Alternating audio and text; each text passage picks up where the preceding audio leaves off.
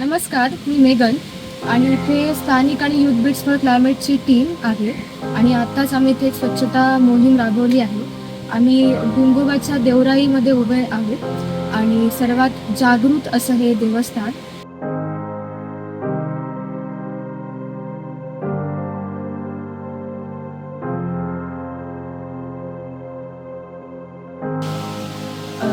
डोंगोबाने आतापर्यंत कोणालाही झाडं तोडण्याची परमिशन दिलेली नाही आहे आणि ही झाडं इथलं जंगल राखलेलं आहे आणि देवानेच या गोष्टीची परमिशन दिलेली नाही असा इकडच्या ग्रामस्थांचा विश्वास आहे.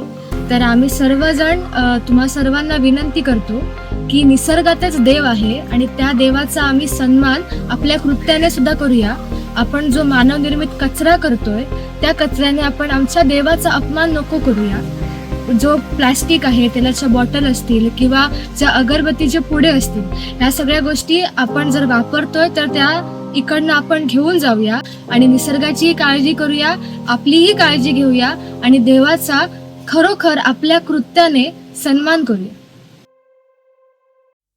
किल्ले निवती येथे आज आपण डोंगोबाची राई या जागृत देवस्थानाकडे आहोत. इथल्या आजूबाजूचा परिसर बघितला तर इथं समृद्ध अशी देवराई आहे. त्याचप्रमाणे बरेच जुने वृक्ष, दुर्मिळ वृक्ष येथे आढळतात.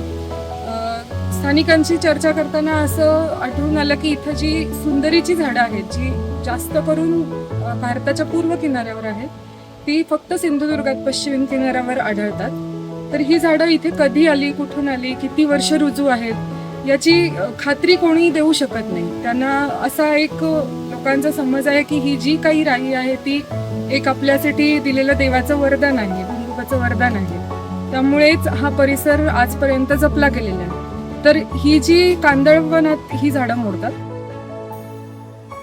किनाऱ्याला लागून ही जी प्रजाती आपल्याला आढळते. आजकालच्या जर वातावरण बदल होतो, समुद्राच्या लाटा वाढतात, पाणी आतमध्ये येण्याचा धोका असतो, त्यासाठी एक हे प्रोटेक्शनचं कव्हर आहे ही झाडं, म्हणजे कांदळवनाची वृक्ष किंवा इथे असलेली एकूणच देवराईतील वृक्ष हे एक आपल्या निसर्गाचा एक बॅरियर आहे की जे आपली गावं अबाधित ठेवतात, आपल्या गावांना पाण्याच्या संकटापासून वाचवतात.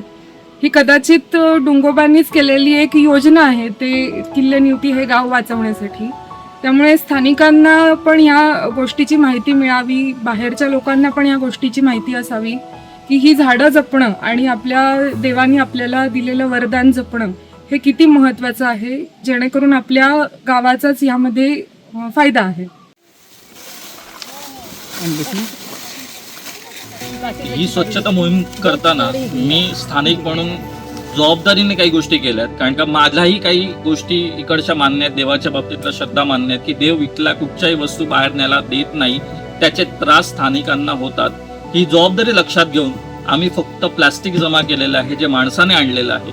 इकडची कोणतीही वस्तू, साधं झाड, पान, कुठच्याही वस्तूला आम्ही हात लावलेला नाहीये.